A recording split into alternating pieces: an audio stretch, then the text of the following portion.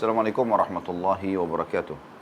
Alhamdulillah, wassalatu wassalamu ala rasulillah. Segala puji dan puja kehadirat Allah subhanahu wa ta'ala, juga salawat dan taslim kepada Nabi besar Muhammad sallallahu alaihi wa ala alihi wa sahbihi wasallam. Saudaraku seiman, semua manusia bisa berbuat salah, baik itu disengaja ataupun tidak disengaja. Hanya saja sangat berbeda respon kalau kesalahan itu dihadapkan kepada Sang Pencipta Allah dengan kalau dihadapkan kepada manusia. Kalau dihadapkan kepada Sang Pencipta Allah, Allah itu punya sifat Tawwab, Ghafur, Ghaffar, zat yang menerima pengakuan kesalahan dan zat juga yang memaafkan kesalahan-kesalahan. Bahkan istilah Ghaffar, salah satu sifat Allah Subhanahu wa taala, kata para ulama tafsir adalah zat yang akan terus selalu menerima permintaan maaf dari hambanya selama hamba tersebut tidak jenuh dalam memohon ampunan kepada Allah Subhanahu wa taala. Dan sangat berbeda kalau kita hadapkan itu kepada makhluk. Kalau kita berhadapan dengan makhluk orang-orang yang beriman dan memahami tentang konsep agama atau syariat Islam, maka tentu mereka pun juga akan mengedepankan memaafkan. Karena mereka tahu memaafkan itu adalah sebuah ibadah, ya, dan memberikan kesempatan orang lain untuk menjadi lebih baik, untuk memberikan kesempatan menjadi lebih baik. Ya. Tetapi kalau berhadapan sama orang-orang yang tidak beriman kepada Allah Subhanahu wa taala, ini berbahaya sekali. Karena konsepnya adalah mereka mendahulukan dendam, ya. Mereka justru membalas mungkin dengan fisik, mungkin dengan celaan, ya, dan segala macam hal. Dosa dibagi dua oleh para ulama. Ada dosa yang berhubungan dengan Sang Pencipta Allah Subhanahu wa taala, seperti orang berzina, ya, orang tidak sholat, dan Allah Subhanahu wa taala Maha menerima taubat hambanya. Dan ada dosa yang berhubungan dengan makhluk. Kalau yang berhubungan dengan makhluk ini juga dibagi oleh ulama menjadi beberapa bagian. Ada yang sifatnya pengambilan materi, seperti orang mencuri misalnya, maka selain tobat kepada Allah Subhanahu wa taala, dia juga harus minta maaf dan mengembalikan materi tersebut.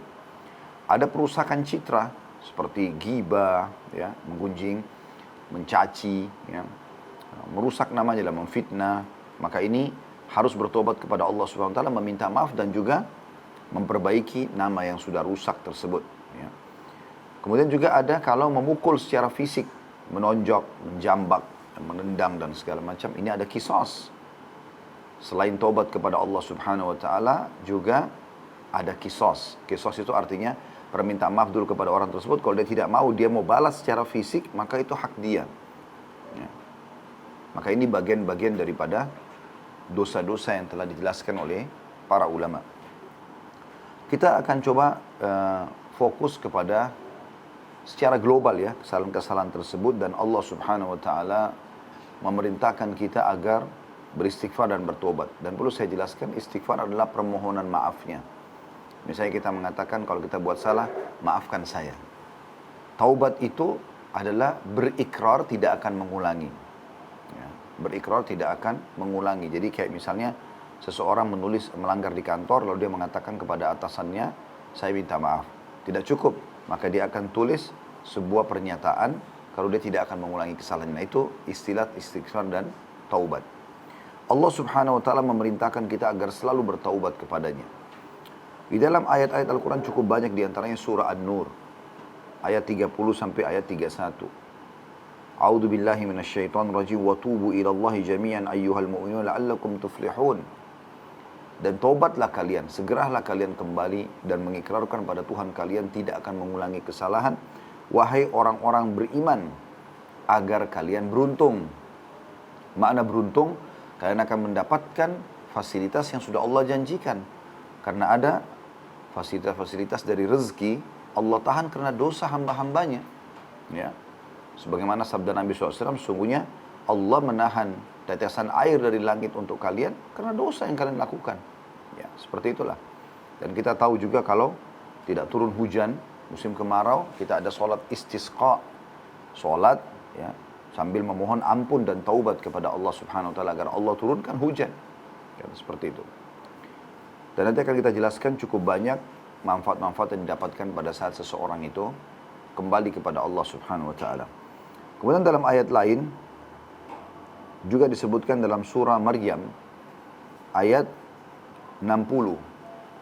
A'udzubillahi minasyaitonirrajim, potongan ayat ya. Illa man taba wa amana wa amila salihan fa ulaika yadkhulunal jannata wa la yudlamuna syai'a.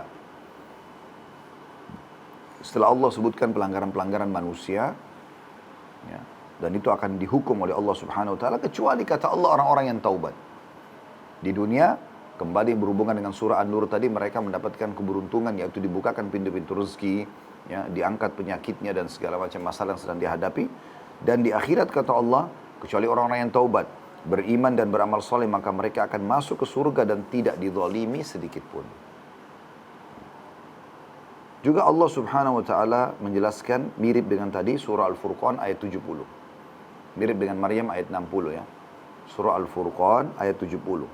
A'udzu billahi minasyaitonir rajim illa man taba wa amana wa amila shalihan fa ulaika yubaddilullahu sayyi'atihim hasanat wa kana Allahu ghafurur rahim. Ini ayat luar biasa ini. Jadi di ayat ini Allah pastikan kalau orang-orang itu betul-betul ikhlas dalam bertaubat, bukan hanya sekedar Allah maafkan kesalahannya, tapi Allah bisa ganti kesalahannya, dicatat sebagai sebuah pahala. Sebagaimana Allah jelaskan sini, terjemahannya adalah kecuali orang-orang yang bertaubat dari dosa-dosanya, beriman dan beramal saleh, maka keburukan mereka diganti Allah dengan kebaikan. Allah Maha Pengampun lagi Maha Penyayang. Kemudian juga Allah memastikan dalam ayat 71, Al-Furqan 70 ya, ayat 71-nya Allah memastikan siapapun yang taubat, Allah terima taubatnya, asal dia ikhlas. Wa man taba wa amila salihan fa innahu yatubu ila Allahi mataba. Dan barang siapa yang bertobat dan beramal saleh, maka sungguhnya dia bertobat kepada Allah dengan taubat yang sebenar-benarnya. Dan cukup banyak tentunya ayat-ayat yang membahas tentang masalah ini. Ya. Cukup banyak. Saya mungkin bisa menyebutkan tidak kurang dari 20, 30, bahkan puluhan ayat berbicara tentang masalah perintah Allah Subhanahu wa taala agar kita bertaubat, dan bagaimana Allah janjikan dosa-dosanya dimaafkan, bagaimana Allah janjikan termasuk orang-orang yang beruntung dan seterusnya. Jadi ini gambaran tentang masalah taubat tersebut ya. Kita juga tentu bisa tahu, kita bisa rasakan secara praktek ya di lapangan. Kalau misalnya ada seseorang berbuat salah kepada kita, kemudian dia datang dengan merendah, dia mengatakan, maafkan saya memang bersalah, saya janji tidak akan mengulangi. Kira-kira bagaimana perasaan Anda? Kita tidak samakan dengan Allah Subhanahu wa taala, tapi Allah itu memang Rahim, Allah itu Maha Pengasih, ya. Maha Penyayang, Ar-Rahmanur Rahim. Allah itu sangat suka dengan taubat hambanya. Sampai dalam sebuah hadis Bukhari, kata Nabi SAW, sungguhnya Allah sangat gembira dengan taubat hambanya, agar mereka kembali ke jalan Allah. Mereka kembali ke jalan Allah SWT. Sungguhnya Allah sangat gembira dengan taubat hambanya, lebih gembira daripada seseorang di antara kalian pada saat dia membawa tunggangannya berikut seluruh harta yang dia miliki. Ya, kemudian dia melewati sebuah padang pasir yang tidak bertuan, kemudian dia istirahat di bawah sebuah pohon, lalu kemudian dia tertidur, pada saat dia bangun dia tidak temukan lagi unta dan seluruh hartanya. Makanannya, pakaiannya, segala macam nggak ada, hilang bersama unta tersebut. Di padang pasir yang tidak bertuan, tidak ada penghuninya. Kemudian dia nyari keliling-keliling sampai dia sudah putus asa, lalu dia mengatakan, saya kembali aja ke pohon awal, ya, kemudian saya tidur. Semoga saja pada saat saya bangun nanti, ya, saya sudah meninggal dunia. Maka dia pun kembali, kata Nabi SAW, di bawah pohon tersebut. Kemudian dia tidur, pada saat dia terbangun, dia kaget melihat ada unta dan bekalnya semua atau hartanya ada di sebelahnya. Maka Allah lebih gembira ya, dengan tobat hambanya daripada seseorang tadi menemukan kembali seluruh harta tunggangannya sehingga dia masih bisa melanjutkan kehidupan. Tobat itu indah sekali teman-teman sekalian. Ya, karena tobat itu kembali mensucikan jiwa kita, membersihkan kesalahan-kesalahan kita. Banyak sekali di antara sahabat Nabi Ridwanullahi alaihim sebelum masuk Islam, mereka jahat dengan Islam, tapi mereka masuk Islam lalu mereka bertaubat. Ada di antara mereka melakukan dosa, pada saat sudah masuk Islam pun, lalu mereka datang kepada Nabi SAW sambil menyatakan kesalahannya. Ya Rasulullah, saya telah binasa. Ada yang mengatakan telah mencium seorang wanita di pinggir kota Madinah, ada yang mengatakan telah menggauli istri di siang hari Ramadan. Ada beberapa sahabat yang tidak menghadiri peperangan bersama Nabi SAW. Tapi karena mereka bertaubat nasuha, maka Allah pastikan tobat-tobat mereka diterima. Ya. Dan akhirnya mereka hidup normal lagi kembali. Seperti umumnya orang-orang bisa memulai dengan amal-amal soleh yang baru. Ya, bisa memulai dengan amal-amal soleh yang baru. Ya, itu pernah juga terjadi di kasus Hatim bin Abi Balta'ah radhiyallahu anhu. Itu beliau sempat membongkar strategi atau waktu atau akan ada penyerangan dari Nabi SAW ke kota Mekah. Padahal Nabi SAW sudah wanti-wanti, ingat-ingatkan kepada para sahabat, jangan ada yang ceritakan ini ya kepada orang-orang Mekah, tidak boleh sampai kepada mereka. Dan strategi perang Nabi SAW, kalau beliau ingin target sebuah kota, maka beliau mengarahkan pasukannya ke kota yang lain. Seperti kasus pada saat beliau ingin menyerang Mekah, beliau tidak langsung ke Mekah, beliau nyerang arahnya ke Hawazim, kota Taif, sekitar 70-80 kilo dari kota Mekah. Nah, pasukan pun mengira akan ke situ. Nanti tiba-tiba beliau manuver pasukannya menyerang ke kota yang beliau jadikan target. Tapi ada beberapa sahabat yang Nabi SAW percaya dan kenal sudah lama masuk Islam. Nabi SAW sampaikan akan ada penyerangan begini dan begitu. Subhanallah, Hatim ini punya keluarga di Mekah yang dia tidak mau teman-temannya di Mekah atau keluarga di Mekah itu nanti kalau pasukan muslimin datang, dia tidak bayangkan tidak terjadi peperangan. Seperti kasus memang terjadi ya. Pembebasan kota Mekah itu tidak ada peperangan, tapi akan dimenangkan langsung oleh muslimin tanpa perlawanan gitu. Jadi dikuasai tanpa perlawanan. Karena tiba-tiba 10.000 pasukan sudah ada di dekat pintu gerbang Mekah dan mereka belum punya persiapan. Yang jelas teman-teman sekalian, Nabi SAW pada saat itu merahasiakan dan Hatim bin Abi Balta'ah menulis surat dan dikasih seorang budak wanita disuruh bawa ke Mekah, membongkar penyerangan itu. Nabi SAW dapat wahyu disuruhlah Zubair bin Awam dan Ali bin Abi Thalib radhiyallahu anhu, dua sahabat Nabi yang mulia ini, untuk mengejar wanita tersebut dan ditemukan ambil surat dari dia. Ringkas cerita diambillah surat tersebut yang dililitkan di rambutnya dan isinya adalah pembongkaran tersebut. Lalu kemudian Nabi SAW menyampaikan kepada para sahabat, juga dipanggil Hatim lalu dikatakan, apa yang kau lakukan? Ya. Maka dia mengatakan, ya Rasulullah, apa adanya, dia jujur. Ya. Dia mengatakan, saya punya kerabat di Mekah.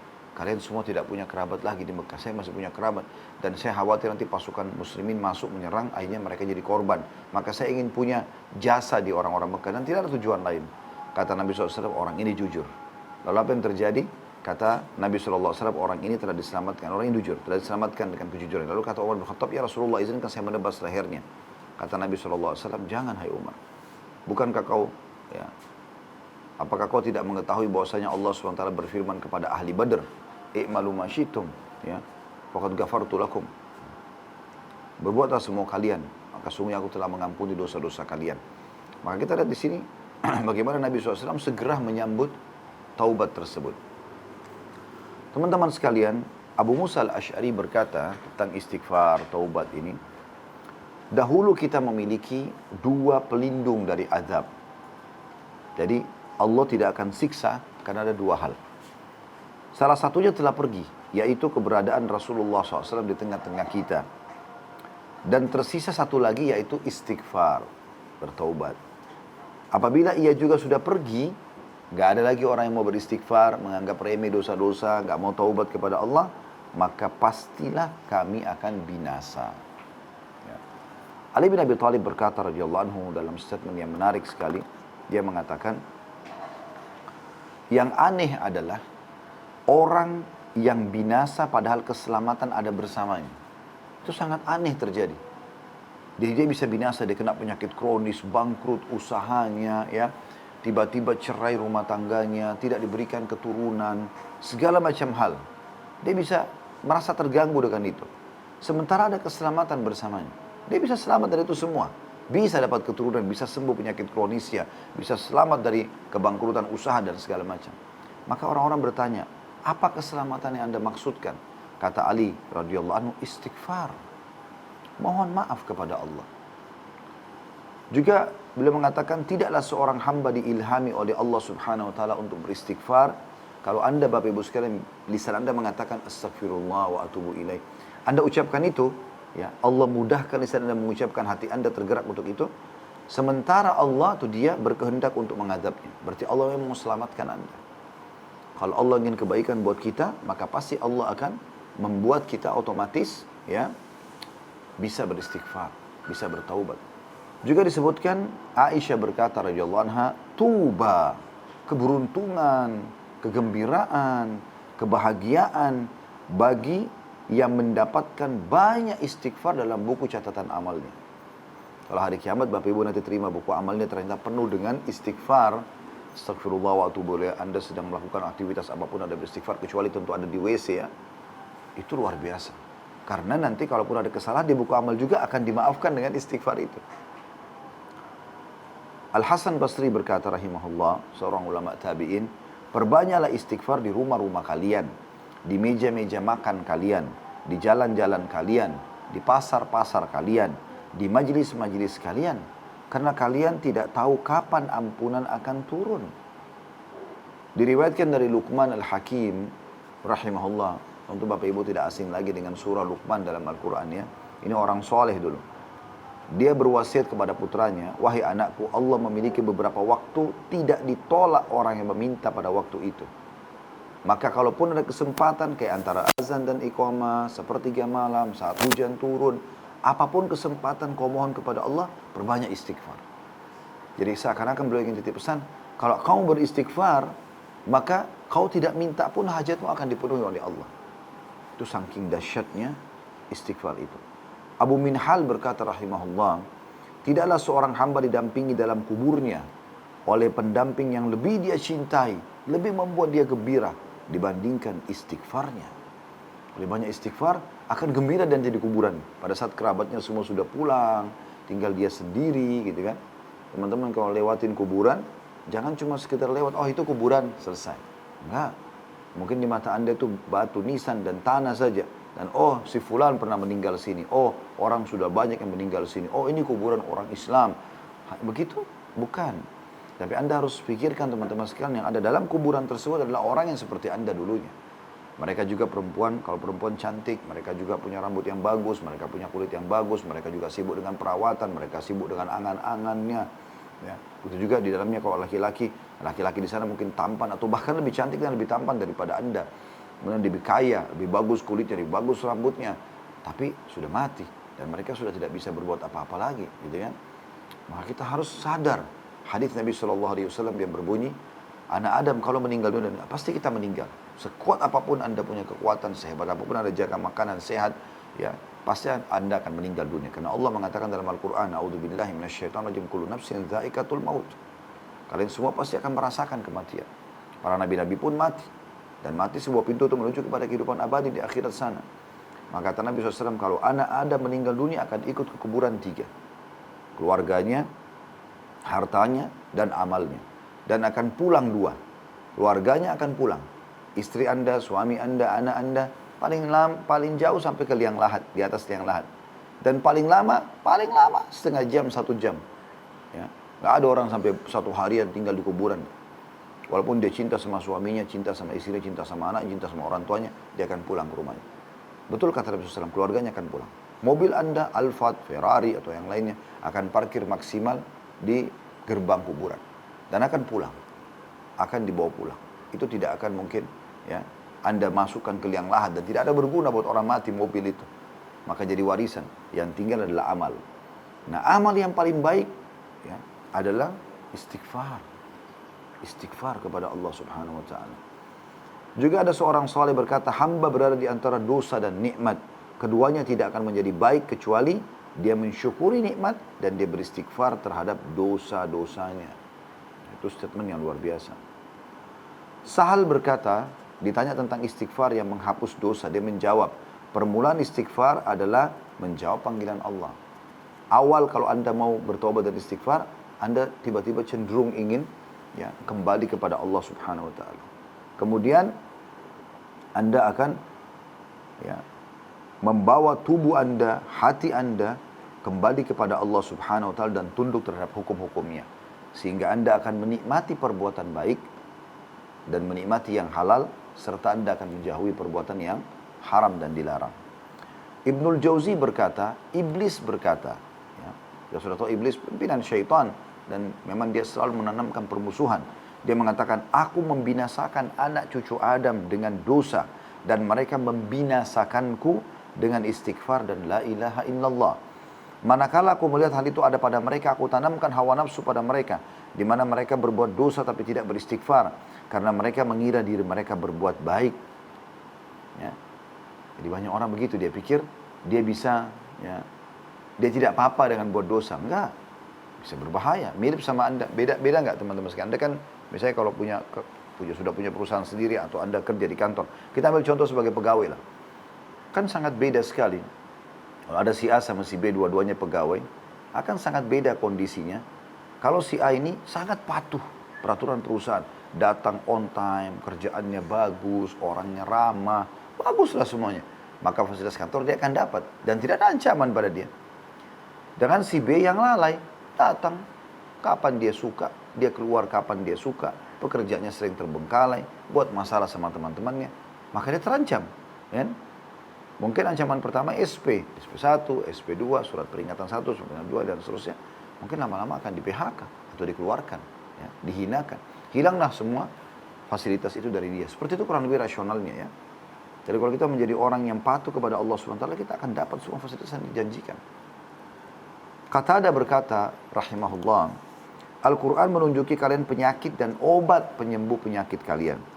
Penyakit kalian adalah dosa, dan obat penyembuh kalian adalah istighfar. Taubat kepada Allah SWT. Itu, ya. Nanti teman-teman akan dengar bagaimana luar biasanya dahsyatnya taubat dan istighfar ini sampai membuat penyakit sembuh, permasalahan-permasalahan selesai. Banyak sekali hal-hal yang luar biasa terjadi. Kita akan closing insya Allah dengan kisah-kisah itu. Ada seorang badui berkata, siapa yang ingin menjadi tetangga kami di tanah kami, hendaklah memperbanyak istighfar. Karena istighfar adalah awan tebal yang mengandung air hujan.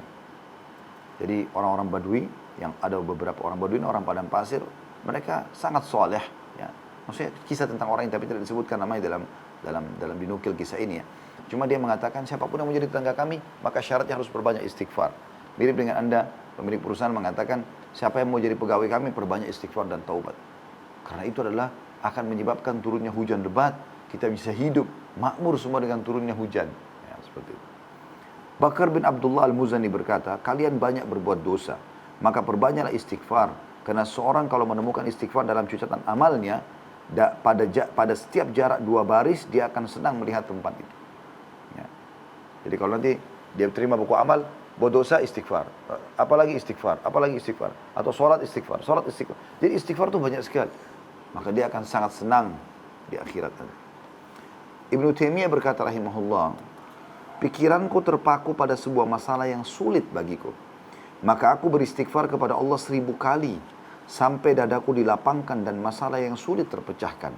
Aku kadang berada di pasar, masjid atau sekolah, tapi hal itu tidak menghalangiku dari zikir dan istighfar sampai aku meraih apa yang aku inginkan. Apa yang Anda inginkan, ya, mau mudah dikabulkan, ikuti dengan istighfar. Itu dengan istighfar. Dijamin dengan izin Allah Subhanahu wa taala akan diterima oleh Allah Subhanahu wa taala. Kita akan dengarkan kisah-kisahnya nanti, ya. Waktu-waktu yang dianjurkan istighfar, ya, tentu setiap saat ada istighfar, ya, tapi waktu-waktu yang sangat ditekankan adalah selepas sholat. Nabi SAW beristighfar minimal 3 kali atau 3 kali, ya, bukan minimal, memang 3 kali setelah sholat. Astagfirullah, astagfirullah, astagfirullah, untuk membersihkan kalau ada kesalahan pada saat sholat itu sendiri. Juga yang kedua adalah dianjurkan istighfar, terutama diperbanyak, ya, di sepertiga malam. Ya, 3 jam, 4 jam sebelum subuh. Itu dipuji oleh Allah Subhanahu wa taala. Ya, sebagaimana dalam hadis yang sahih, ya. Hadis ini diriwayatkan oleh Bukhari dan Muslim, bahwasanya Nabi SAW bersabda, Rob kita turun pada setiap malam ke langit dunia ketika hanya tersisa sepertiga malam yang terakhir. Lalu ia berfirman, barang siapa yang berdoa kepadaku, maka aku akan kabulkan. Barang siapa yang meminta kepadaku, maka aku akan berikan. Dan barang siapa yang memohon ampun kepadaku, maka aku akan ampuni. Di saat itu Allah maafkan. Ya. Allah Subhanahu wa taala menyebutkan banyak tentang masalah ini, ya. Anda bisa buka kalau pegang di aplikasi handphonenya, surah Al-Imran ayat 17. Allah perintahkan perbanyak istighfar di waktu ashar, di waktu sahur, ya. Kita biasa makan sahur sepertiga malam, ya, 2-3 jam sebelum subuh gitu. Dalam surah Al-Imran ayat 17, A'udzubillahi minasyaitonirrajim, as-sabirina was-sadiqina wal-qanitina wal-munfikina wal-mustakfirina bil ashar. Orang-orang yang sabar, yang jujur, yang selalu taat dan menafkahkan harta yang jalan Allah, bersedekah, dan yang memohon ampun di waktu sahur atau di akhir malam, ya. Dalam surah Az-Zariyat juga ayat 17 sampai ayat 18. Surah Az-Zariyat ayat 17 sampai 18 berbunyi, A'udzu billahi minasyaitonir rajim. Kanu qalilan minal laili ma yahja'un wa bil ashari hum yastaghfirun. Ya. Saya harap teman-teman diluangkan waktu untuk melihat ayat-ayat ini ya, supaya Anda juga tadabbur. Ya, kalaupun ada mohon maaf ya, kalau ada yang belum bisa baca Al-Quran pun bisa baca terjemahannya ya. Jadi Allah mengatakan ciri hamba-hamba Allah itu mereka sedikit tidur di malam hari. Nah, mereka sibuk dengan sholat malam, mereka bermunajat pada Tuhannya, berduaan sama Tuhannya, ya. Dan di akhir-akhir malam mereka memohon ampun kepada Allah. Di akhir-akhir malam mereka memohon ampun kepada Allah Subhanahu wa Ta'ala. Ya. Saya pernah punya pengalaman teman-teman sekalian di Masjid Haram Mekah. Semoga Allah SWT mudahkan lagi kita menginjakkan kaki di sana, insya Allah umrah dan haji ya. Karena sekarang masa pandemi agak sulit ya untuk menjangkau di sana. Itu pas menjelang subuh, kami lagi tunggu subuh, ada satu orang jenggotnya sudah putih gitu, dia keliling. Saya nggak bisa dengar apa yang diucapkan karena Masjid Haram sangat luas gitu ya. Dari jauh dia menghadap ke saf, kayak kelompok saf orang-orang gitu, dia kasih isyarat tangannya, sambil mulutnya mengucapkan sesuatu. Tapi saya tidak tahu apa yang diucapkan sambil dia ucapkan sesuatu. Dia pindah lagi ke sisi yang lainnya, ya kumpulan karpet yang lain saf lagi, dia bicara juga. Sampai tiba di tempat kami, di kelompok saya sama teman-teman yang saf ini ya. Karena di Masjid Haram kan biasa dipisahkan dengan jalan untuk memudahkan orang untuk masuk akses masjid. Maka begitu dia datang baru saya tangkap dia mengatakan, "Hai saudara-saudaraku, ya ikhwani, hada waktu ashar, ini waktunya sahur yang Allah sebutkan dalam Al-Quran. Istighfir, istighfir, berbanyak istighfar." Disuruh istighfar kepada Allah Subhanahu wa Ta'ala. Ya. Juga teman-teman sekalian pada saat menutup majlis, ini anjuran yang ketiga, ya. Kafaratul majlis biasa dikatakan, kayak kita habis taklim seperti ini, biasanya di akhir kita akan tutup dengan kafaratul majlis ya. Atau teman-teman habis duduk apa saja, habis kerja suatu di kantor atau apalah yang Anda kerjakan gitu kan. Itu semuanya teman-teman sekalian Anda tutup dengan kafaratul majlis. Dalam sebuah hadis Rasulullah SAW bersabda atau membaca pada saat beliau mau berdiri, Subhanakallahumma rabbi wa bihamdik la ilaha illa anta astaghfiruka rabbi wa atubu ilaik. Maha suci engkau ya Allah, ya Rabbi, wahai penciptaku, aku memujimu. Tiada Tuhan yang berhak disembah kecuali engkau, aku memohon ampun kepadamu ya Rabb, dan aku bertaubat kepadamu. Kata Nabi SAW, atau seseorang bertanya, ya Rasulullah, betapa seringnya Anda membaca doa ini setiap kali mau berdiri dari satu majlis. Maka kata Nabi SAW, la yakuluhunna min ahadin hina yakum min majlisi illa gufira lahu makana minhu bidhalikal majlis. Ketahuilah, tidak ada seorang pun yang mengucapkan pada saat mau berdiri, ya, dari manapun ya, orang-orang soleh biasanya kalau orang sudah paham ini, mereka habis makan, ngobrol sama keluarganya pun berdiri baca kafaratul majlis. Habis pengajian begitu juga, habis ngobrol sama teman-teman, ya nongkrong-nongkrong atau apa saja, habis bekerja pun, ya mungkin dia tidak sengaja ada sesuatu yang dia kerjakan, terselip di situ dosa, tontonan atau apa. Dia berdiri, kata Nabi SAW, tidak ada seorang pun mengucapkan ketika bangkit dari tempat duduknya, kecuali diampuni semua dosa-dosanya dalam majlis itu. Yang keempat juga memohon ampunan bagi orang yang sudah meninggal. Ya, ini akan dimaafkan karena Nabi SAW pernah mengantar jenazah sambil mengatakan istaghfiru li akhikum wasalullahu bit tathbit fa innahu al-ana yus'al. Istighfarlah akan membuat saudara kalian yang sudah meninggal ini. Nah, dan mintalah untuknya agar dia bisa kokoh dalam menjawab pertanyaan malaikat. Ya, karena dia sekarang akan ditanya. Seperti itulah. Dan tentu istighfar bisa dilakukan pada kapanpun. Ya, diperintahkan oleh Allah SWT kapanpun. Dan Allah Subhanahu Wa Taala memerintahkan Nabi Muhammad SAW agar beristighfar untuk dirinya. Padahal Nabi SAW diampuni dosa-dosanya yang telah lalu. Anda bisa lihat itu di dalam Al-Quran, di dalam surah Muhammad ayat 19. A'udzu billahi minasyaitonir rajim. Wastaghfir li dzambika walil mu'minina wal mu'minat wallahu ya'lamu mutaqallabakum wa mathwaakum. Dan mohonlah ampunan bagi dosamu dan bagi dosa orang-orang mukmin, laki-laki dan perempuan, dan Allah mengetahui tempat kamu berada dan tempat tinggalmu. Tadi Allah pun memerintahkan Nabi Muhammad SAW untuk istighfar dan taubat. Para Nabi SAW itu dikenal, para Nabi dikenal ma'sum. Ma'sum itu maksudnya Kalaupun ada kesalahan langsung Allah tegur, langsung Allah maafkan. Jadi nggak dibawa sampai ke akhirat. Kalau kita kan manusia biasa masih bisa saja terbawa sampai di akhirat kalau kita tidak taubat. Tapi para nabi-nabi langsung pada satu kali ada kesalahan ditegur oleh Allah SWT langsung dimaafkan. Makanya Nabi SAW juga mengingatkan kepada kita agar kita ini selalu rutin istighfar, astagfirullah wa atubu, lagi naik tangga, lagi naik lift, lagi apalah nunggu sesuatu, jangan diam mulutnya dan jangan selalu mengucapkan sesuatu yang kosong yang nggak ada gunanya. Ya, saya pernah praktikin teman-teman 1 menit itu sebenarnya dengan Anda mengatakan astagfirullah wa atubu ilaih, astagfirullah wa atubu ilaih, astagfirullah wa atubu. Lafaz istighfar yang paling sederhana ya. Itu bisa 100 kali Anda ucapkan. Dan Nabi SAW mengatakan, wallahi demi Allah, inni la astaghfirullah wa atubu ilaihi fil yaumi aktsara min 70 marrah. Demi Allah, aku betul-betul beristighfar kepada Allah dan bertobat kepadanya dalam satu hari itu lebih daripada 70 kali. 70 kali Nabi SAW ulang itu. Hadis diriwayatkan oleh Imam Muslim. Juga dalam hadis yang lain riwayat Imam Muslim juga, tubu ilallahi wastaghfiruh. Tobatlah kalian segera kepada Tuhan kalian dan memohon ampunlah, istighfarlah. Fa inni atubu fil yaumi 100 marrah. Aku beristighfar kepada Tuhan Allah itu 100 kali. 100 kali dalam sehari. Ya. Juga teman-teman sekalian,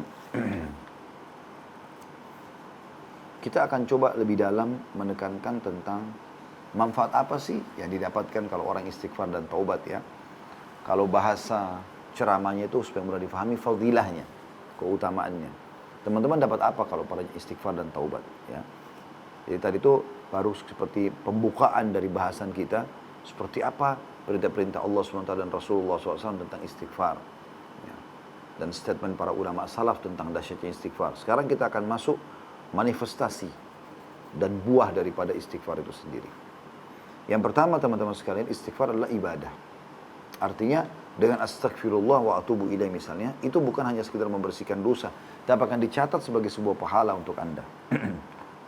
Beranjak daripada firman Allah Subhanahu wa taala dalam surah Al-Mu'min ayat 55. A'udzu billahi minasyaitonir rajim. Fasbir.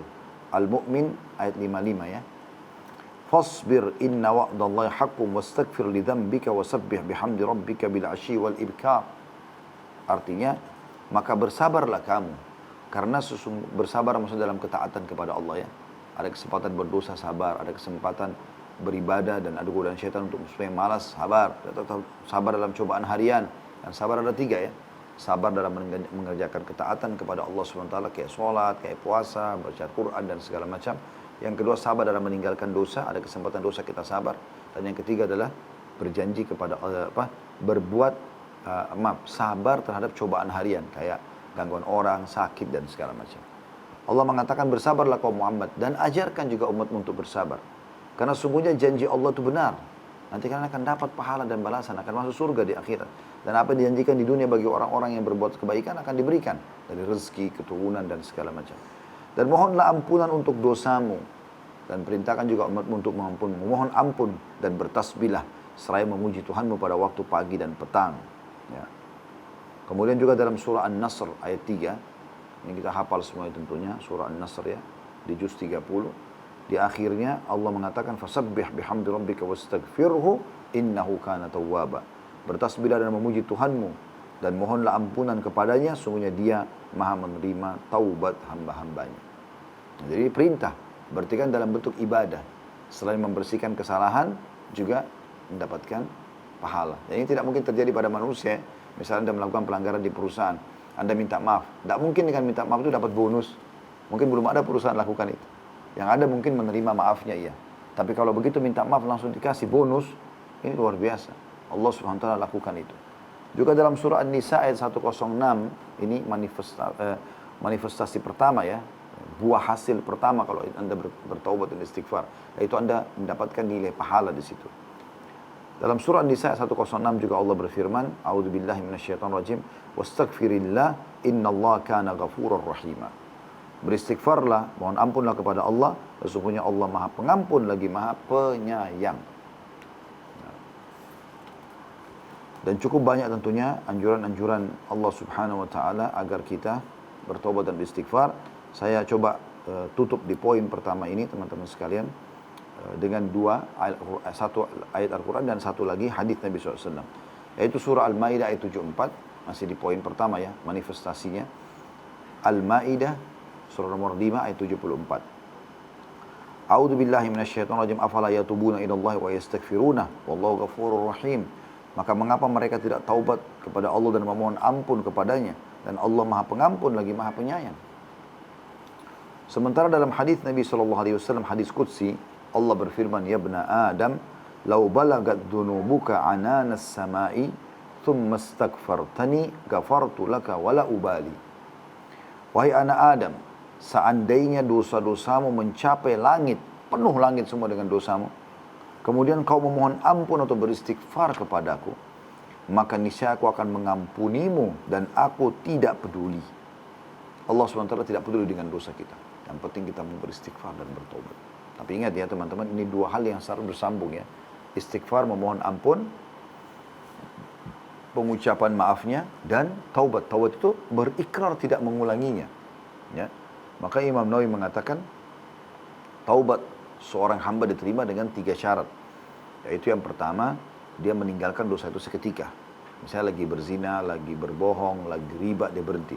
Yang kedua, menyesali. Dan yang ketiga, dia berjanji sama Allah tidak akan mengulanginya. Ya.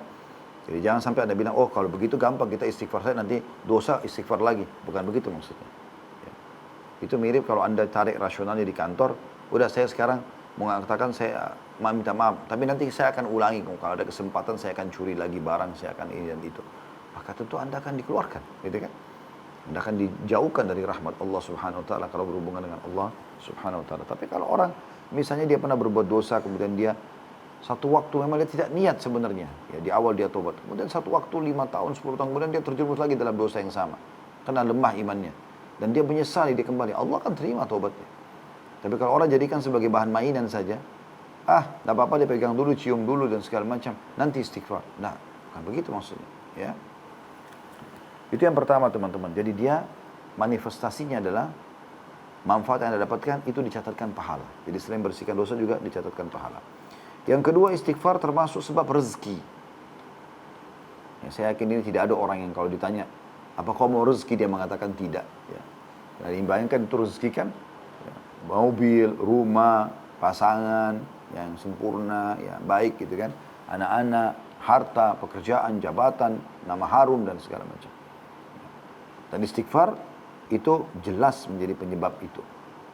Disebutkan oleh Allah Subhanahu wa taala di dalam surah Nuh ayat 10 sampai ayat 12. Surah Nuh ayat 10 sampai 12. Ini menggambarkan bagaimana Nabi Nuh menyampaikan kepada kaumnya ya. Dan Allah nukil kepada kita supaya kita mengamalkan juga, karena itu dinukil dalam Al-Qur'an.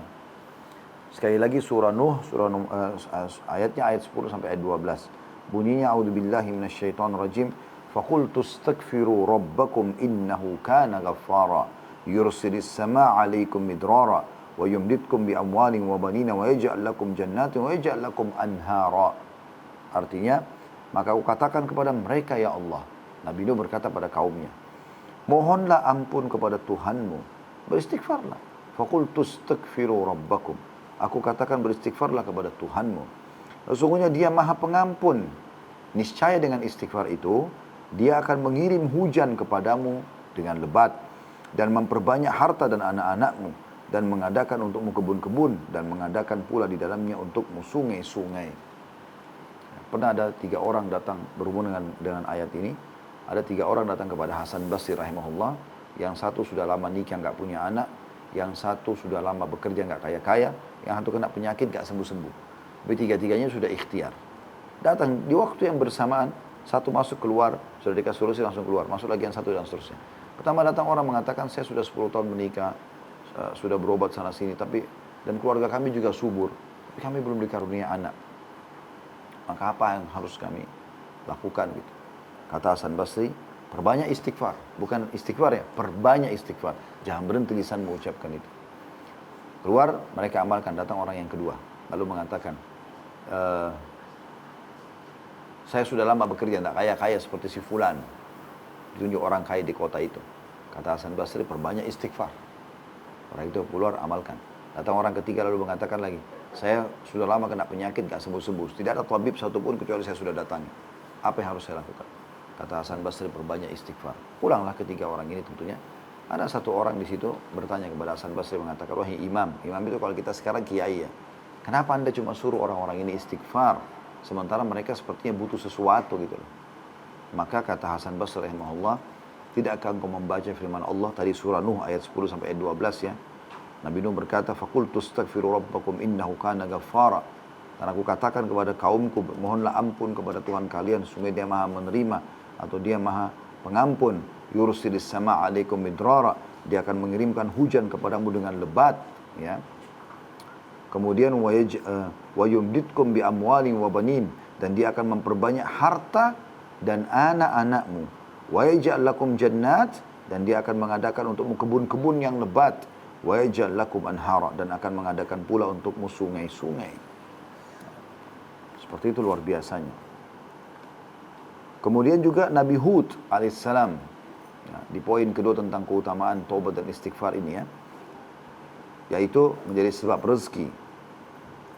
Allah berfirman tentang Nabi Hud alaihissalam dalam surah Hud ayat 52. A'udzu billahi minasyaitonir rajim. Wa ya qaumi istaghfiru rabbakum thumma tubu ilaihi yursilis samaa'a 'alaikum midraran wa yazidkum quwwatan ila quwwatikum wa la tatawallaw mujrimin. Dan dia Hud berkata, hai kaumku, mohonlah ampun kepada Tuhanmu, lalu bertaubatlah kepadanya. Mohon maaf, astagfirullah, kemudian atubu ilai, berjanji tidak akan mengulanginya. Niscaya kata Nabi Hud alaihissalam, ini Allah nukil dalam Al-Quran, kitab suci kita, yang dibawa oleh Nabi Muhammad SAW agar jadi pelajaran dan kita amalkan. Maka dia akan menurunkan hujan yang deras untukmu. Maksudnya bukan hujan yang membahayakan, tapi hujan yang menyuburkan. Dan dia akan menambahkan kekuatan kepada kekuatanmu. Kata ulama, kekuatan fisik, ya, ilmu, harta, dan jangan kamu berpaling dengan berbuat dosa. Nanti setelah istighfar jangan sampai kembali lagi berbuat dosa. Al-Qurtubi berkata dalam tafsir surah Hud ayat 52, di dalam ayat-ayat ini terdapat dalil bahwa istighfar digunakan untuk meminta rezeki dan hujan. Juga Ibnu Katsir rahimahullah berkata dalam tafsir beliau, maksud ayat Hud ayat 25 tadi yang sudah, ayat 52 maaf, jika kalian bertobat dan memohon ampunan kepada Allah serta kalian mentaatinya, niscaya Allah akan memperbanyak rezeki kalian, memberi kalian minum dengan nikmat-nikmat langit, mengeluarkan untuk kalian nikmat-nikmat bumi, menumbuhkan untuk kalian tumbuh-tumbuhan, mengalirkan untuk kalian air, dan menjadikan untuk kalian kebun-kebun. Di dalamnya terdapat berbagai macam buah-buahan, dan dia Allah akan menyelingi di antara kebun-kebun itu sungai-sungai yang mengalir.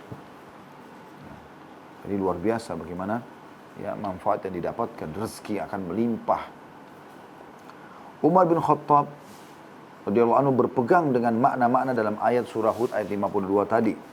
Dan beliau ya, ketika meminta hujan turun radhiyallahu anhu ya, beliau keluar bersama dengan masyarakat pada saat beliau jadi khalifah, dan beliau melakukan sholat istisqa, kemudian beliau beristighfar, dan tidak lebih dari itu hingga beliau pulang. Saya beliau habis sholat langsung istighfar kepada Allah, agak semua tobat kepada Allah. Lalu ada yang bertanya kepadanya, kami tidak mendengarkan Anda memohon hujan. Anda tidak bilang, ya Allah turunkan hujan buat kami. Anda tidak merengek itu, Anda cuma mengatakan astagfirullah wa atubu ilaih. Ajak orang-orang istighfar dan tobat. Umar menjawab, aku memohon hujan dengan majadis sama. Ya, majadis sama itu maksudnya adalah sesuatu yang memang bisa mengundang hujan itu turun. Maksudnya tadi istighfar itu yang merupakan tanda turunnya hujan. Kemudian dia membaca surah Hud tadi yang sudah kita bacakan. Ya. Jadi bagaimana Allah Subhanahu wa taala memastikan istighfar itu ya, di poin kedua mendatangkan rezeki itu tadi dalam surah Hud akan turun hujan. Maaf, dalam surah Nuh dulu tadi 10 sampai 12 turun hujan, diperbanyak harta, diperbanyak keturunan. Dalam surah Hud ayat 52 itu diturunkan hujan ya, sehingga kebun-kebun lebat, hewan-hewan bisa hidup, manusia bisa hidup karena sungai, laut semuanya ya terisi. Kemudian juga ditambahkan di sini keutamanya adalah dia akan diberikan kekuatan fisik. Ya. Kemudian Di ayat yang lainnya, ya, Allah Subhanahu wa taala memastikan akan melimpahnya nikmat diberikan kalau orang bertobat dan istighfar. Anda bisa lihat surah Hud ayat 3. Tadi kan Hud ayat 52, ini Hud ayat 3. Allah berfirman, "A'udzubillahi minasyaitonir rajim. Wa in istaghfiru rabbakum tsumma tubu ilaihi yumatti'kum mata'an hasanan ila ajalin musamma." Al-ayat. Hendaklah kamu mohon ampun kepada Rabbmu dan bertaubat kepadanya. Jika kamu mengerjakan yang demikian, niscaya Dia akan memberi kenikmatan yang baik, ya, melimpah rezeki kepadamu sampai kepada waktu yang telah ditentukan. Sampai kepada waktu yang telah ditentukan. Al-Qurtubi berkata rahimahullah, ini adalah buah istighfar dan taubat, yaitu Allah memberikan kepada kalian kenikmatan berupa keluasan rezeki dan kelapangan hidup. Ya, jadi kalau kita ambil di poin kedua ini tentang masalah rezeki, luasnya rezeki, di 3 dalil tadi ada 5 hal yang Allah janjikan. Dalam surah Nuh ayat 10-12 Allah janjikan hujan turun dengan lebat sehingga kehidupan bisa berjalan. Kemudian Allah akan perbanyak harta, perbanyak keturunan. Ya, sudah 3. Dalam surah Hud ayat 52 Allah katakan selain turun hujan, Allah tambahkan ini keutamaan yang keempat, Allah akan berikan kekuatan fisik, ya, kecerdasan. Kemudian juga di ayat Hud yang ketiga, Hud ayat 3, Allah SWT akan menjanjikan akan terus, ya, mengkontinyukan rezeki dan kebutuhan terpenuhi. Jadi 5 hal yang dijanjikan. Itu luar biasa. Nabi Muhammad SAW bersabda berhubungan dengan masalah ini dalam hadis sahih diriwayatkan oleh Ahmad dalam musnadnya, Al-Hakim dalam Mustadrak, dan juga Ibnu Majah menyebutkan dalam sunannya. Kata baginda Nabi SAW, "Man akthara istighfara ja'alallahu lahu min kulli dhiqin makhraja wa min kulli hammin faraja wa razaqahu min haitsu la yahtasib." Barang siapa memperbanyak istighfar, niscaya Allah akan menjadikan untuknya jalan keluar dari setiap kesempitan dan kelapangan dari setiap kesedihan, dan Allah akan memberikan rezeki dari arah yang tidak disangka-sangka. Jadi selain tadi 5 keutamaan di 3 ayat, ya, surah Nuh 10-12, surah Hud ayat 52 dan surah Hud ayat 3, juga dalam hadis ini ditambahkan lagi. Tadi di 3 surah itu ada 5 keutamaan, ya. Diturunkan hujan, diperbanyak rezeki, diperbanyak harta, diperbanyak keturunan. Kemudian diberikan kekuatan fisik dan juga akan diberikan kenikmatan yang tidak terputus-putus. Nah, dalam hadis ini dikatakan siapa yang memperbanyak istighfar dan taubat, niscaya Allah akan berikan jalan keluar dari setiap kesempitan.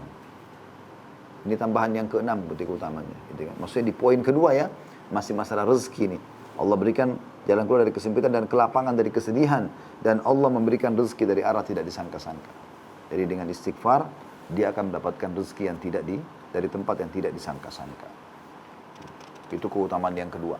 Jadi keutamaan yang pertama, manifestasi daripada atau buah hasil daripada istighfar dan taubat itu adalah Anda akan dicatatkan pahala. Dengan astagfirullah wa dapat pahala. Yang kedua akan jadi penyebab rezeki, sudah kita jelaskan dalilnya panjang lebar. Sekarang yang ketiga, istighfar adalah penyebab masuk ke dalam surga. Ya. Jadi nanti di akhirat Anda akan selamat. Apalagi kalau Anda amalkan namanya sayyidul istighfar, tuannya istighfar. Sebagaimana Nabi SAW bersabda dalam hadis Shaddad ibn Aus radhiyallahu anhu, sayyidul istighfar an taqul, tuannya istighfar adalah engkau mengucapkan Allahumma anta rabbi, ya Allah sungguhnya engkau adalah penciptaku, la ilaha illa anta khalaqtani, tidak ada Tuhan yang berhak disembah kecuali engkau dan engkau menciptakan aku, wa ana abduka, dan aku adalah hambamu, wa ana ala ahdika, dan aku selalu berada di atas kesepakatan janji denganmu. Maksudnya beriman dan meninggal dalam keadaan iman, ya. Wa wa'dika, dan yakin dengan janji-janjimu, mastata'tu, semampuku. A'udzu bika min syarri ma sana'tu, aku berlindung kepadamu dari keburukan yang aku lakukan. Wa abu'u laka bi ni'matika 'alayya, dan aku mengakui nikmat-nikmatmu padaku. Wa abu'u laka bi dzambi, dan aku juga mengakui dosa-dosaku. Faghfirli fa innahu la yaghfiru dzunuba illa anta, karena tidak ada yang bisa, maka ampunilah aku, karena tidak ada yang bisa mengampuni dosa kecuali engkau. Qala, maka beliau berkata, man qalaha minan nahari muqinan biha famata min yaumihi qabla an yumsiya fahuwa min ahli jannah. Siapa yang mengucapkan di pagi hari ini, yakin dalam hatinya bahwasanya ini perintah Allah dan yakin Allah akan terima itu, yakin dari hatinya, kemudian dia meninggal sebelum tiba sore hari, maka pasti dia masuk surga. Wa man qalaha minal laili wa huwa muqinun biha famata qabla an yusbiha fa huwa min ahli jannah. Dan siapa yang membacanya di sore hari ya, atau menjelang malam hari kemudian dia meninggal sebelum pagi hari, maka dipastikan dia termasuk ahli surga. Hadis sahih diriwayatkan oleh Bukhari. Yang keempat, istighfar adalah sebab dihapuskannya kesalahan-kesalahan atau dosa. Ya, jadi pertama dicatat pahala sebagai ibadah, yang kedua adalah penyebab rezeki, yang ketiga adalah sebab masuk surga, yang keempat akan dimaafkan kesalahan-kesalahan. Qatadah mengatakan, saya ingatkan lagi rahimahullah, tadi sudah kita sebutkan sebentar tapi saya ulangi lagi. Sungguh Al-Quran menunjukkan kalian tentang penyakit dan penyembuh kalian. Penyakit kalian adalah dosa, adapun penyembuhnya adalah istighfar. Maka istighfar adalah sebab dihapuskan dosa, kesalahan dan keburukan. Dan Allah sudah menyebutkan dalam Al-Quran surah Al-Imran ayat 135. Al-Imran ayat 135. Yang bunyinya, A'udzubillahi minasyaitonirrajim. Walladzina idza fa'alu fahishatan aw dhalamu anfusahum dzakarullaha fastaghfaru lidzunubihim. Fastaghfaru lidzunubihim wa may yaghfiru dzunuba illallah wa lam yusirru ala ma fa'alu wa hum ya'lamun. Dan juga orang-orang yang apabila mengerjakan perbuatan keji atau menganiaya diri sendiri, mereka ingat pada Allah, lalu memohon ampun terhadap dosa-dosa mereka. Dan siapa lagi yang dapat mengampuni dosa-dosa selain Allah? Dan mereka tidak meneruskan perbuatan kejinya itu sedang mereka mengetahuinya. Abdullah bin Mas'ud berkata radhiyallahu anhu, di dalam kitab Allah subhanahu wa ta'ala terdapat dua ayat. Apabila seorang hamba melakukan sebuah dosa lalu membacanya dan beristighfar kepada Allah, maka Allah akan memberikan ampunan kepadanya. Kemudian dia membaca ayat di atas tadi. Maksudnya Al-Imran 135.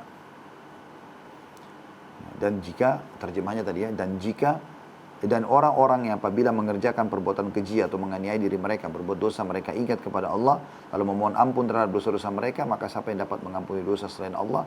Mereka tidak meneruskan perbuatan keji itu sedang mereka mengetahuinya. Juga dalam surah An-Nisa ayat 110, Allah SWT juga berfirman, maksudnya dengan istighfar akan dimaafkan kesalahan anda, dibersihkan, diputihkan. An-Nisa ayat 110. A'udzu billahi minasyaitonir rajim. Wa may ya'mal su'an aw yadhlim nafsahu tsumma yastaghfirillah yajidillaha ghafurar rahima. Dan barang siapa yang mengerjakan kejahatan dan menganiaya dirinya, kemudian ia memohon ampun kepada Allah, niscaya ia mendapati Allah Maha Pengampun lagi Maha Penyayang. Jadi siapapun yang berbuat dosa, sebesar apapun dosa anda, selama anda masih hidup, anda bertobat kepada Allah SWT, maka diterima. Ali berkata radhiyallahu anhu, aku adalah laki-laki yang apabila mendengar sebuah hadis dari Rasulullah SAW, Allah subhanahu wa ta'ala memberiku manfaat dengan suatu manfaat yang dia kehendaki. Dan jika salah seorang dari sahabat beliau membacakanku hadis, aku meminta dia bersumpah terlebih dahulu. Jika dia mau bersumpah, maka aku membenarkannya. Dia berkata, Abu Bakar telah menceritakan hadis kepadaku, dan Abu Bakar adalah orang yang jujur. Dia berkata, aku mendengarkan Rasulullah SAW berkata, ma min abdin yudhnibu dhanban fayuhsinu tuhura, thumma yakumu fayusalli raka'atain, thumma yastaghfirullaha azza wa jal, illa gufira lah.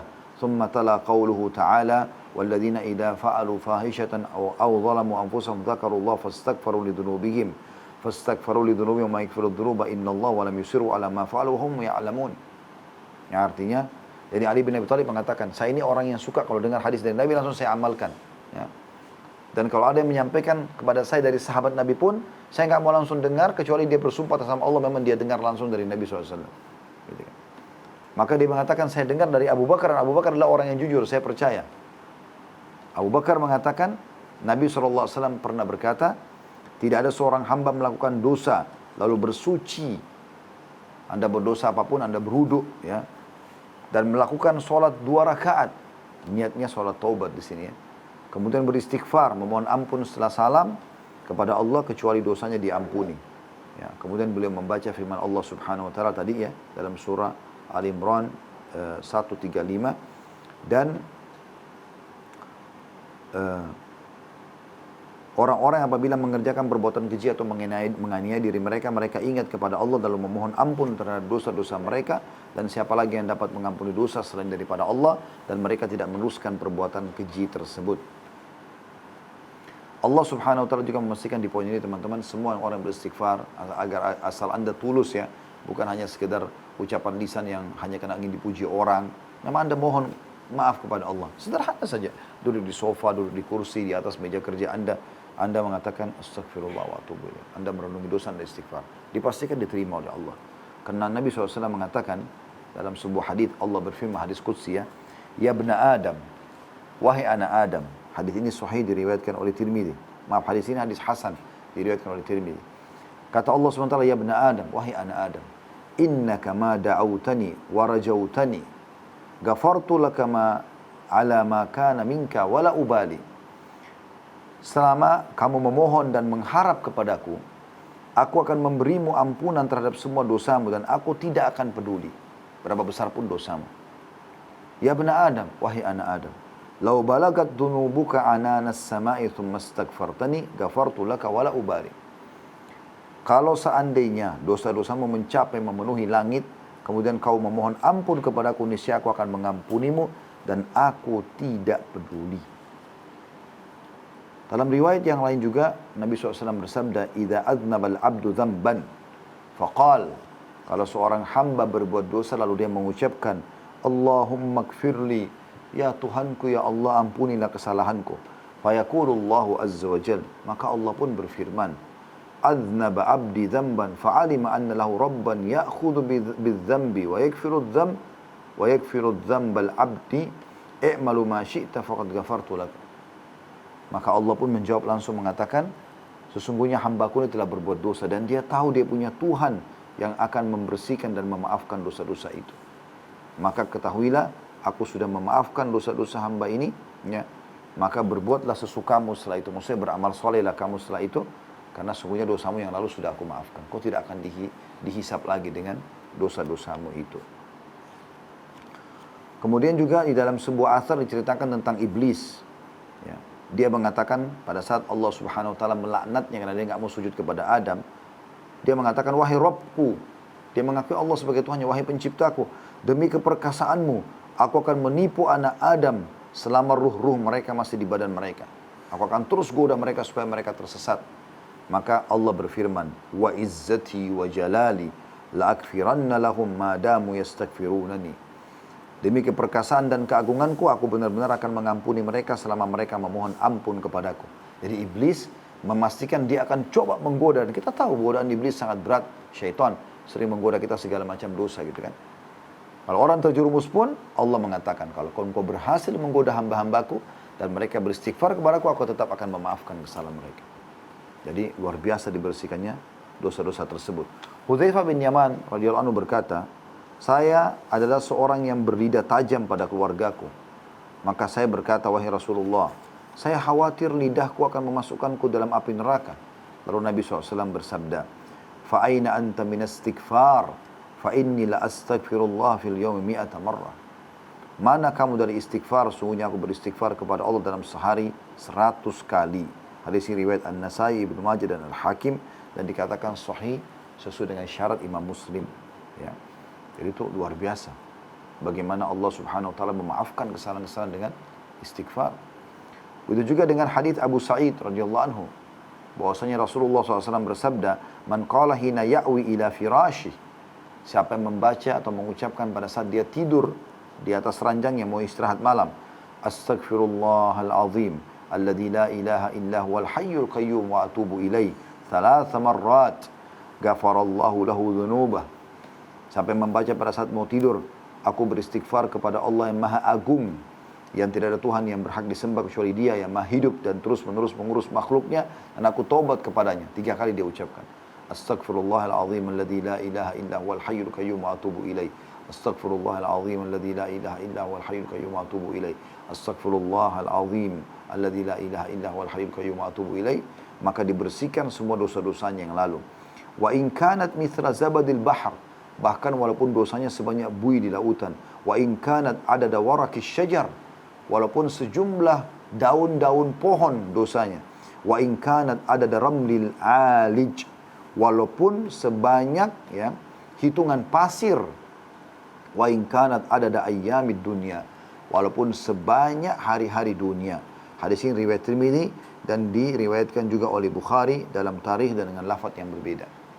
Ya. Jadi ini luar biasa. Jangan luputkan ini teman-teman, setiap mau tidur malam hari baca 3 kali. Tidak mengambil waktu. Astaghfirullahal azim alladzi la ilaha illa huwal hayyul qayyum wa atubu ilaih.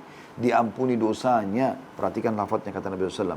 Diampuni dosanya. Ya, kalau dia baca 3 kali. Walaupun sebanyak buih di lautan, walaupun sebanyak jumlah daun-daun pohon, walaupun sebanyak pasir, butiran pasir, walaupun juga sebanyak hari-hari dunia. Itu luar biasa. Hanya dengan 3 kali kita ucapkan. Dalam riwayat yang lain, gufirat dzunubu wa in kana farra minaz zahaf. Dalam riwayat lain, riwayat Zaid radhiyallahu anhu, niscaya diampuni dosa-dosanya walaupun dia lari dari peperangan. Ya, walaupun dia lari dari peperangan. Ini diriwayatkan Abu Daud, Tirmidzi dari hadis Zaid.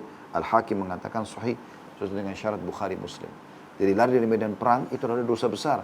Tapi membaca istighfar model yang seperti ini, Astaghfirullahaladzim alladzi la ilaha illa huwal hayyul qayyum wa atubu ilaih, 3 kali pada saat mau tidur, itu dibersihkan dosanya walaupun lari dari medan perang. Itu luar biasa. Semoga Allah mudahkan kita mengamalkan. Yang kelima, manifestasi daripada istighfar dan taubat adalah mencegah hukuman dan adab ya, sebelum keduanya terjadi. Al-Hasan Basri berkata rahimahullah, wahai anak Adam, meninggalkan dosa lebih ringan bagimu daripada engkau mencari taubat. Ya. Maka harus kita berhati-hati tentunya ya. Tapi Allah Subhanahu wa taala memastikan kalau orang masih terus beristighfar, hukuman Allah itu masih tertunda. Kapan mereka berhenti beristighfar, pada saat mereka berbuat dosa, maka hukuman Allah terjadi pada mereka. Dalam surah Al-Anfal ayat 33 Allah berfirman, A'udzu billahi minasyaitonir rajim, wa ma kana Allahu liyu'adzibahum wa anta fihim, wa ma kana Allahu mu'adzibahum hum yastaghfirun. Ini tentang orang-orang Quraisy Mekah ya. Mereka penyembah berhala. Ya. Allah mengatakan, dan Allah sekali-kali tidak akan mengadab mereka sedangkan kamu berada di antara mereka, hai Muhammad. Adanya Nabi SAW itu tidak membuat ada datang azab. Dan tidak pula Allah akan mengadab mereka sedang mereka masih memohon ampun. Mereka masih mengatakan, Rabbi gfirli, Allahumma gfirli, astaghfirullah. Berarti masih dimaafkan kesalahan. Abu Musa al-Asy'ari berkata, radhiyallahu anhu, dahulu kita memiliki 2 pelindung dari adab. Salah satunya telah pergi, yaitu Nabi SAW. Dan tersisa 1 lagi, yaitu istighfar. Kalau ini pun hilang, maka binasalah kita. Jadi istighfar merupakan pelindung yang diberikan Allah untuk hamba-hambanya. Yang keenam, istighfar adalah sebab diangkatnya derajat setelah kematian. Tinggikan derajatnya di surga. Ya, terutama bagi anda yang Allah karunia anak ya, yang luar biasa.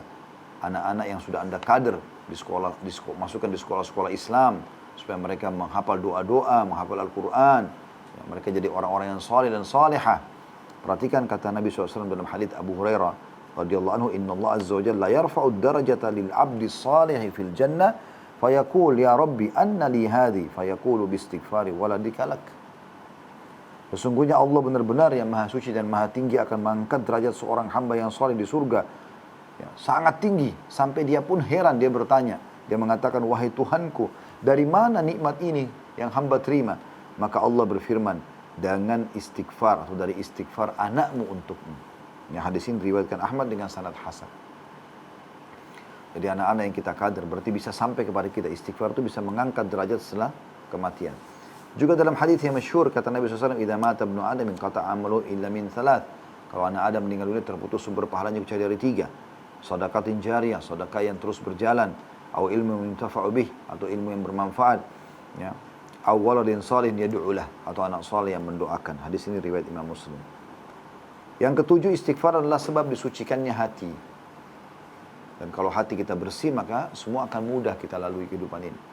Ya, kuncinya di hati. Ya. Kata Abu Hurairah radhiyallahu anhu bahwasanya dia belum menyampaikan bahwasanya Rasulullah SAW bersabda, innal mu'mina idza adnaba dhanban kanat nuqtatun sauda'u fi qalbi. Kalau orang mukmin berbuat satu dosa, maka akan menjadi titik hitam dalam hatinya.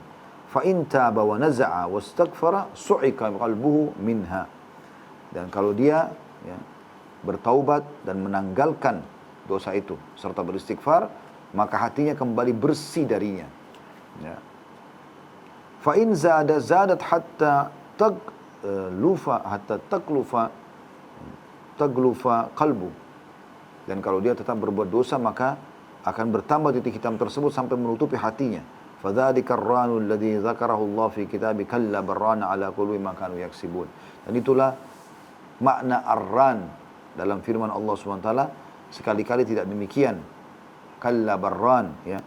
Tidak demikian maksudnya, apa yang selalu mereka usahakan untuk menutupi hati mereka. Yang kedelapan, istighfar adalah sebab memperoleh anak. Ya, tadi rezeki sudah disebutkan, tapi anak secara khusus juga dimasukkan oleh para ulama dalam poin khusus, karena ini yang dirasakan betul-betul pada orang-orang yang mandul ini luar biasa. Ya. Masalahnya besar sekali, karena mereka berharap.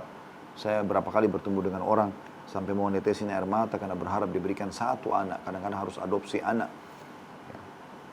Maka kabar gembira adalah mereka akan bisa mendapatkan anak dengan istighfar kepada Allah Subhanahu wa taala, dan bukan cuma istighfar sekali dua kali, memperbanyak istighfar. Diambil daripada surah Nuh tadi ayat 10 sampai ayat 12 yang sudah kita bacakan ya. Saya ulangi lagi, a'udzubillahi minasyaitonirrajim. Faqultu astaghfiru rabbakum innahu kana ghaffara yursilis samaa'a 'alaikum idrara wa yumdidkum bi amwalin wa banin wa yaj'al lakum jannatin wa yaj'al lakum anhara.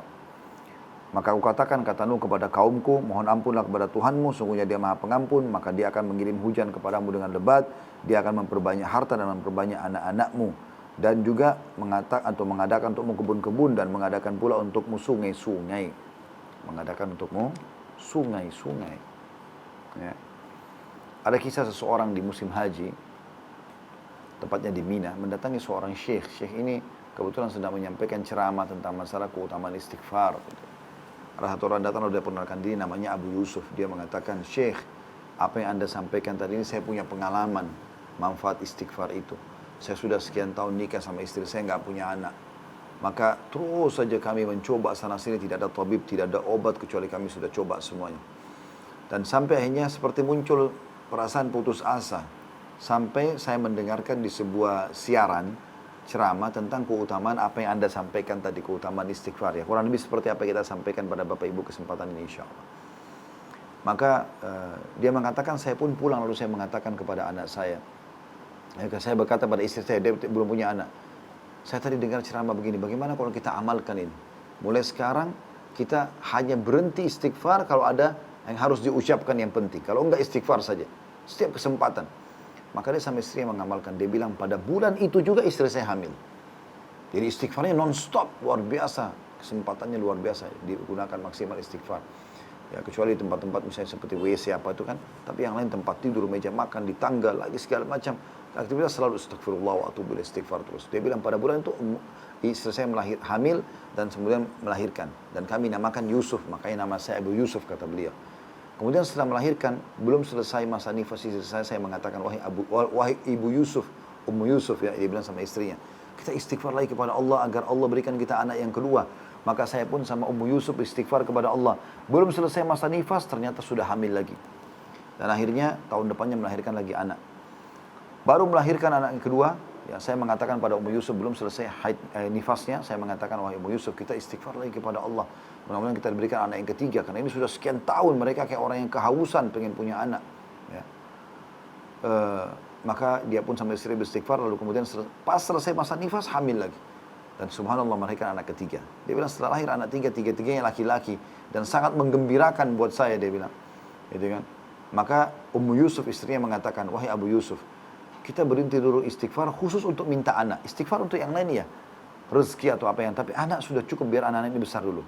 Dia bilang baiklah. Maka mereka sepakat untuk memberhentikan istighfar dengan niat dapat anak ya.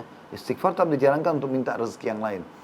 Maka kata Abu Yusuf, setelah 3 anak ini mulai sedikit besar, saya pun mengatakan Ummu Yusuf, kita sekarang mau istighfar lagi kepada Allah untuk anak, supaya Allah kasih kita anak perempuan, 3-3 laki-laki. Maka syekhnya pun yang mendengarkan kisah ini terpukau lalu mengatakan, sungguh luar biasa Allah benar dengan janjinya. Dan semoga Allah berikan apa yang kau inginkan. Lalu kata Abu Yusuf, terimalah berita gembira wahai syekh. Di musim haji ini, Ummu Yusuf datang bersama saya. Dan baru saja dia melahirkan di Mekah ini, anak perempuan. Ya. Jadi luar biasa efek daripada istighfar itu. Kemudian yang ke-9, istighfar adalah sebab menambah kesehatan dan kekuatan. Ya. Ini tadi sudah kita sebutkan sebenarnya di surah Hud ayat 52 ya. Tapi tadi kan kita bicara tentang di poin pertama tentang ini itu adalah ibadah. Poin kedua tentang sebab rezeki ya. Tapi kita tadi lebih fokus poin kedua tentang masalah uang, harta, membagikan harta. Di poin yang ke 8 dan 9 ini adalah dikhususkan untuk anak, dan poin yang ke 8 yang ke 9 adalah memperbanyak atau memberikan kekuatan, sehat. Ya. Jadi banyak istighfar ini membuat mata anda tetap terang, fisik anda tetap sehat dan seterusnya. Seperti itulah. Karena Allah menyebutkan dalam surah Hud, wa yazidkum quwwatan ila quwwatikum. Kalau beristighfar kepada Allah maka dia akan tambahkan kekuatan di atas kekuatan kalian. Kekuatan di atas kekuatan kalian. Baik teman-teman sekalian, kita coba masuk kepada hadis ya, juga di poin ini ya. Abu Hanifah rahimahullah meriwayatkan dari Jabir bin Abdullah radhiyallahu anhuma bahwasanya ada seseorang laki-laki datang kepada Nabi SAW mengatakan, ya Rasulullah, aku belum dikaruniai anak seorang pun, padahal sudah sekian tahun aku menikah dan hampir seluruh kerabat dan temanku punya keturunan. Maka kata Nabi SAW, fa'ina anta min kathrati istighfari wa kathrati sadaqah turzaqu bihima. Mana kamu dari memperbanyak istighfar dan sedekah yang dengan keduanya kau pasti akan diberikan rezeki. Kata Jabir radhiyallahu anhu, laki-laki itu lalu memperbanyak sedekah dan istighfar. Lalu Jabir mengatakan, sambil mengatakan, kalau Jabir melihat orang itu ya, mengatakan maka orang itu dikaruniakan 9 anak laki-laki. Jabir melihat sendiri bahwasanya orang ini yang tadi memohon istighfar dan bersedekah tadi, Allah kasih dia tadinya mandul sekian tahun tidak punya anak, bisa dikarunia 9 orang anak laki-laki. Ya. Ini luar biasa, kisah yang luar biasa gitu. Ya. Bagaimana istighfar ini bisa mendatangkan manfaat. Ya. Kemudian juga ada kisah tentang seseorang dinukil oleh para ulama. Terjadi pertengkaran antara suami istri, ribut. Kata si suaminya, saya udah meyakinkan pasti dari pertengkaran ini terjadi perceraian. Kami ribut semalam suntuk, ya. Saya sudah sumpah dan marah. Istri saya pun sudah begitu dan dia sudah mengemas semua bajunya dan dia akan pergi. Maka saya pun keluar rumah karena sudah tidak tahu harus berbuat apa, tidak ada lagi titik temu dari perkataan. Istri saya pun sudah nangis, pokoknya sudah mau pergi malam itu. Maka saya berserahkan kepada Allah, saya keluar dari rumah, saya nggak tahu harus kemana. Saya datangi sebuah masjid, ada masjid dekat rumah. Saya sholat malam 2 rakaat, baru selesai 2 rakaat saya temukan sudah azan subuh, maka saya ikut sholat subuh deh. Terus saya bilang sama diri saya habis selesai zikir segala macam, kalau saya pulang rumah juga istri saya sudah tidak ada. Udahlah, saya isi waktu sampai syuruk, sampai terbit matahari untuk istighfar kepada Allah. Dia bilang maka saya pun memperbanyak istighfar kepada Allah SWT. Terus saja. Selama waktu subuh sampai syuruk, biasanya ini 45 menit ya, sampai 50 menit biasanya. Terus dia istighfar kepada Allah. Dia bilang tiba-tiba kejadian nyata, ya, saya pulang ke rumah, kemudian saya temukan, waktu saya buka rumah, rumah harum. Ada bau wangi, ada masakan di atas meja makan, dan istri saya keluar sudah dandan dengan bersih, kemudian tersenyum. Lalu saya pun heran sambil mengatakan, bukankah kau sudah bertengkar dengan aku dan kau sudah akan pergi tinggalkan rumah? Dia mengatakan saya tidak tahu, kurang lebih ya berapa saat sebelum sekarang, selepas subuh tadi, dia bilang saya tiba-tiba saja merasa bersalah dengan kamu. Maka saya mau minta maaf. Kata si laki-laki ini, saya teringat, itulah waktu di mana saya beristighfar kepada Allah. Allah mengubah keadaan pasangan saya justru meminta maaf dan merasa bersalah. Itu luar biasa. Juga disebutkan teman-teman, ini yang saya bilang tadi saya closing dengan kisah-kisah ya. Ini diantara kisah-kisahnya. Kemudian juga disebutkan dalam sebuah kisah dinukil oleh para ulama. Ada seseorang pedagang di pasar, dia dagang, teriak-teriak sana sini. Tidak ada sama sekali yang ya, beli barangnya. Semua pedagang lain laku kecuali dia. Sementara dia butuh sekali uang untuk makan pada hari itu. Terus saja dia ya, menawarkan orang tidak ada yang membeli barangnya. Sampai akhirnya dia mengatakan, aku tiba-tiba teringat dengan hadis Nabi SAW. Tadi sudah kita bacakan hadisnya. Siapa yang melazimkan istighfar, rutinkan, maka Allah akan berikan dia kelapangan dari semua kesempitan yang dihadapi. Kesedihannya akan dihilangkan dan berikan rezeki dari tempat tidak disangka-sangka. Dia bilang, saya sambil duduk di tempat saya cuma mengucapkan itu, astagfirullah wa atubu ilaih, astagfirullah wa atubu ilaih. Begitu saja, tanpa menawarkan produk lagi. Dia bilang, satu kejadian yang luar biasa setelah berapa saat saya beristighfar kepada Allah. Tiba-tiba bukan cuma konsumen di dalam pasar itu, para pedagang-pedagang pun datang dan memperebutkan produk-produk saya sampai habis semuanya. Yang terakhir teman-teman sekalian, ada kejadian nyata di Pakistan. Orang ini menceritakan dan ini dinukil oleh banyak sekali ulama ya kisah ini, dan ini baru saja terjadi belum lama tentunya. Ada seseorang yang menceritakan tentang dirinya selamat dari gempa ya. Dia bilang terjadilah gempa besar pada saat itu dan dia lagi memang orangnya ahli ibadah ya. Dia kebetulan lagi sholat malam terjadi gempa besar dan dia bilang kuatnya goncangan sampai saya nggak bisa lagi menghindar udah. Pada rubuh semuanya. Maka pada saat itu cuma di benak saya, astagfirullah wa atubu ilaih, astagfirullah wa atubu. Dia bilang, saya saksikan sendiri atap-atap rumah rubuh di sebelah kiri kanan saya. Sampai selesai gempa dan alhamdulillah hanya tempat saya yang tidak kena. Dan sekian banyak tentu kisah yang berhubungan dengan masalah ini. Intinya teman-teman sekalian, bertobat dan istighfar kepada Allah dalam manfaatnya sangat besar. Dan Anda akan tersucikan kembali. Rezeki Anda akan terbuka. Anda akan ditinggikan derajatnya. Allah akan berikan Anda keturunan, kekuatan fisik dan banyak sekali keutamaan yang sudah kita sebutkan tadi. Mudah-mudahan ini bisa membantu kita menyegerakan taubat kita kepada Allah Subhanahu wa taala.